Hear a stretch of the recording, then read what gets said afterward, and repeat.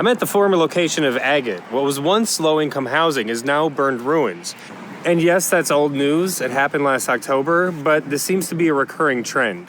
This is a bit of a recurring theme in that there have been several mysterious fires that are left unresolved, and they tend to be associated with things that people deem as being undesirable. I'm gonna break it all down in this video, but it gets a little bit long because there's just so much to go into. So save it for later if you've got time to really get into it. I've got a lot of exclusive footage, including the encampment fire that I survived last February, as well as the Kmart fire, and how they're all connected.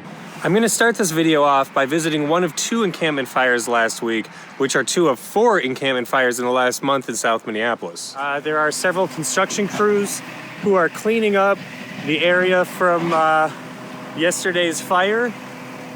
Now, it's important to note that there were 2 encampment fires that happened. They started 15 minutes apart from each other. They're about a 10-minute drive apart from each other. I just found 2 empty canisters of gasoline next to this one. I pulled up and parked right here, but these are literally just sitting in the open. It's literally impossible to miss if you're in the alley behind the encampment between 14th and 15th. That's what I need to know, 14th to 15th. Yes, and it's right under reserved parking stall number 3. Impossible to miss. In the wide open. As you can see, if there were to be any evidence here, it has surely been destroyed by now.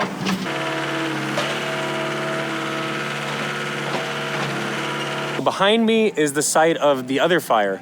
And although this fire, they were able to get under control, the combination of the other encampment burning down and the fact that a fire started here at all, the city and police decided to move forward with evicting them with no resources, with no place to go.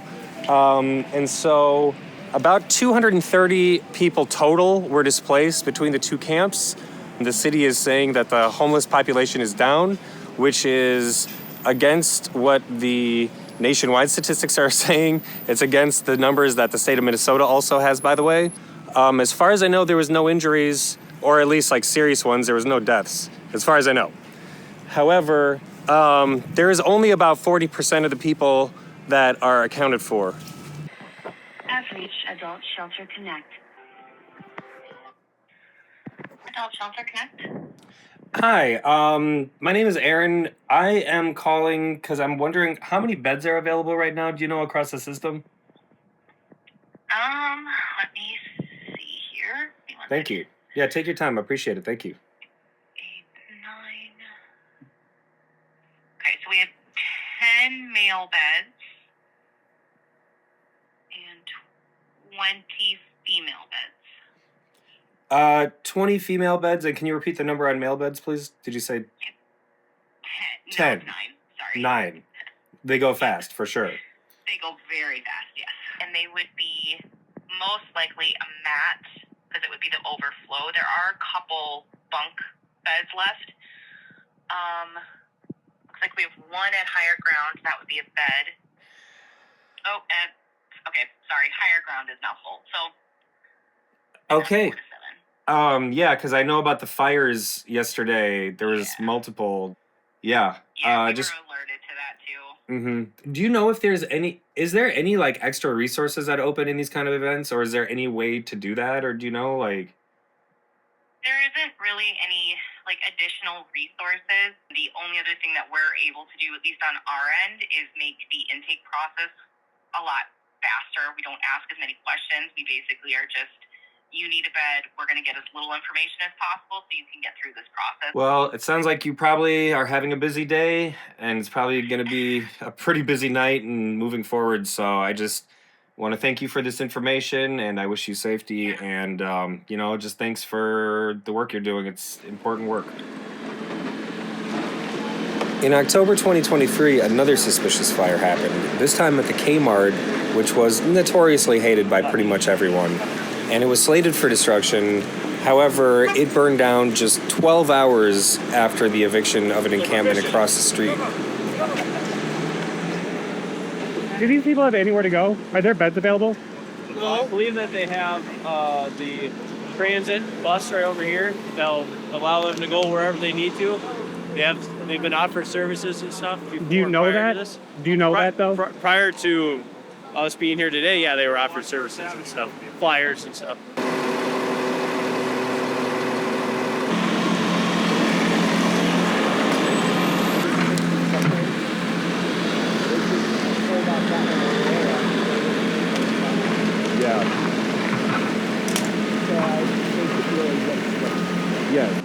Yeah, we're over here in Minneapolis on Stevens and Lake Street at another one of the encampments that they're tearing down.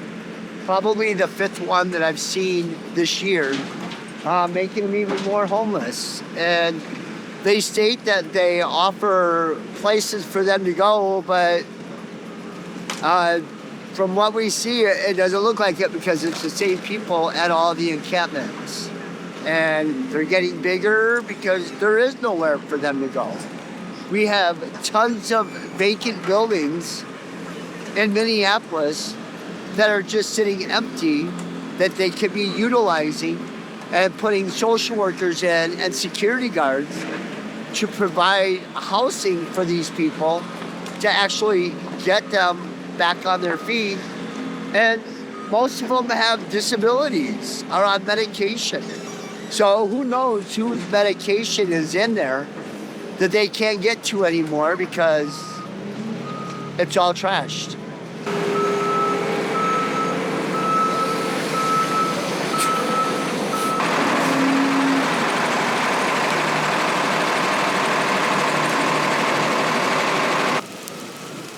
The cause again being determined unknown. We don't know if there was anyone inside. The remains were quickly bulldozed.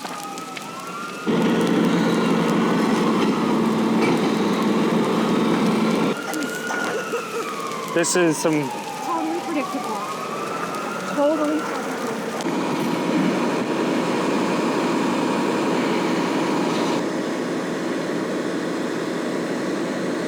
I'm upset to see this structure going up in flames when each camp eviction, the city spends anywhere from $70,000 to $250,000 per eviction. For these violent evictions that happen throughout the city, I think that we could have used this money towards a solution. The structure is going up in flames now. This could have been tiny homes. This could have been a solution a long time ago. Which brings us back to February 29th, 2024, Leap Day. We were inside the encampment when a mysterious fire started. It ended up burning down the entire encampment. Investigators said that they couldn't find a single definitive source of where the fire started. But according to the police cameras, which are from the police themselves, you can see very clearly where the fire started. This video raises some very obvious questions. How can a fire, which its nature is to burn upward, burn along a perimeter wall in an empty yurt that has no airflow coming through it?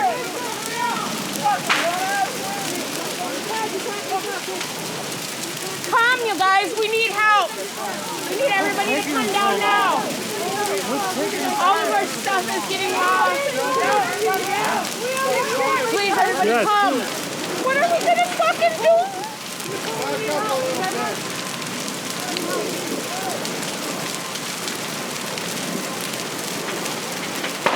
Oh, fuck.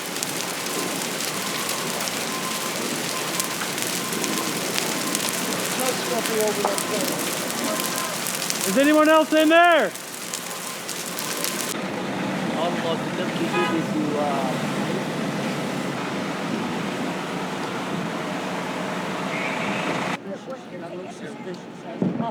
And he's walking around.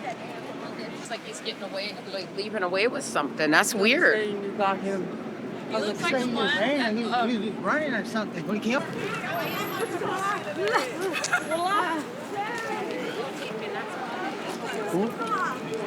Hey, Nicole. How are you? I was coming down here to see you. I went to the old camp, but I didn't know you guys moved. It got moved. And I came over here, I saw smoke. I didn't even know it was your camp. I just literally was coming by. What happened? Can I ask? I know I'm sorry. This is a bad moment. Propane? Oh, we were just wondering who you were, because all of a sudden a bunch of other people walking by. All of a sudden what? Oh, we were just wondering who you were, because all of a sudden the camp just went on fire. We were just wondering who you were. See, same brown. She's got her white saviors out here fucking trying to do a documentary. Indigenous Not girls a will get you fucking. down, Shut up. Who was this strange individual who had a phone for a body cam, wore a red beret, and made several inconsistent statements, including visiting the camp several times despite not knowing where it was, and also saying that they had a car full of donations despite it looking pretty empty to me?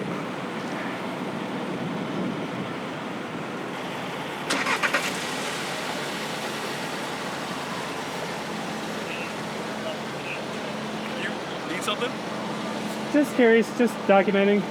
I'm making a documentary, so Documentary of what? about the encampment. Okay, and you need You something? gave me a nice chase, What's that? but you gave me a nice chase. Chase? Yeah. What are you talking about? What do you need from me? I don't know what's going on. I'm part of Native American Advocacy Coalition. My name's Thanks. okay. I'm I've been Aaron. helping this camp for 2 months. You just said you I didn't know it came was here down until here to today. see him today. Nicole Mason's the head of the encampment. I've been working with Native Americans in the community casinos, raising money and donating to these people for 2 months. Thank you for that. Yeah. So what do you need? Just documenting. So I'm down here to see them today, and I come to this. I see smoke. It's pretty I'm intense, literally isn't down it? here bringing things in the back of my truck. I Just donate documenting. clothes from the casinos, Mystic Lake, Treasure Island. They've all donated. Nicole knows it. Thank you. You're filling me like you got a problem. Just documenting. Okay. All right. Yeah. Take care, but you should be aware of who you point cameras at and be accusatory like you're being right now. I'm not being accusatory. Why are you filming me like you should be in my business? They asked me Get to. out of here. I mean, it's not too far-fetched to say, there was just a recent porta potty fire that was done by some individuals, so I mean, I ain't saying nothing or nothing, but Crazy fucking person fucking lit the porta potty on fire and then stood across the street and like watched us see it. Like he wanted us to see us see it. And then he just stood there and then he just like walked away all fucking weird and shit, bro. Yeah, some guy, he started a porta potty on fire the other night. How's it sound? So where am I going with all this? Basically, I'm not a lawyer, and we need some help to demand an investigation at least. There's all these fires burning down all this stuff in our city in a time that our whole country is on fire, in a city that just burned down. And we have police that are notoriously corrupt, and they're avoiding our investigation based on race and income. Depending on how you look at it, again, I'm not a lawyer, to me, that's 230 counts of attempted manslaughter burning down those 2 encampment cities. So we need your help. We just need people power. Thank you for watching.